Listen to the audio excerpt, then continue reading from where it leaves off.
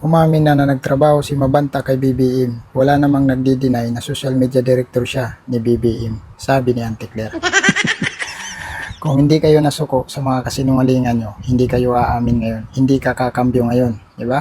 O ngayon, umaamin na kayo. Alam mo, Auntie Claire, yung mga kasinungalingan mo, talagang yan siguro yung kinabubuhay ninyo. Kasama yung mga bangag ng vlogger. Siguro, Auntie Claire, kung magsasabi ka ng totoo, ay talagang magkakasakit ka, baka lagnatin ka. Kasi maninibago ka niyan eh. Alam mo kung bakit? Yung mga sinasabi mo kasi mga kasinungalingan. Ngayon, pag nagsabi ka siguro ng totoo, ay baka manibago ka at magkasakit ka. Diba? Grabe, yung mga vloggers nyo, mga bangag vlogger, mga trolls nyo. Tingnan mo yung mga post nila, mga palabas nila. Diba? Na kesyo, tao ni Duterte, si Mabanta, nahuli kasi bayaran nga daw ang mga vlogger ni Duterte. Diba? Mga mainstream media. Diyos ko po, social media director ni PBBM yan. Diba? Social media director ni BBM yan. Tapos ibibintang nyo na naman sa mga Duterte. Ano yun?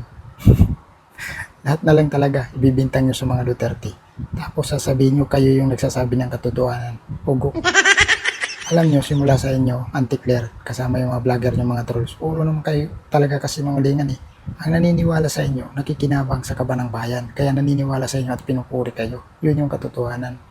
Pero kung pagbabasihan, yung katotohanan talaga, mas maraming nakakaalam na taong bayan kung anong katotohanan. Kaya kahit anong kasinungalingan nyo, pistado na kayo.